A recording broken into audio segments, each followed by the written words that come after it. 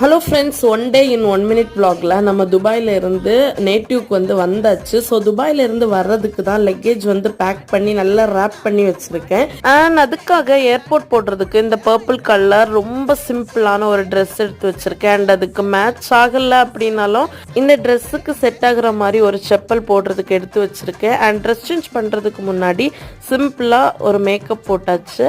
And அது கூடவே இன்னைக்கு ஃப்ரீ ஹேர் தான் விட போகிறேன் ஏர்போர்ட்டுக்கு. எனக்கு Sharjah to Trivandrum airport. So passport அப்புறமா ஃப்ளைட் டிக்கெட் எல்லாமே எடுத்துட்டு ஒரு டாக்ஸி பிடிச்சிட்டு ஏர்போர்ட் ரீச் ஆகியாச்சு.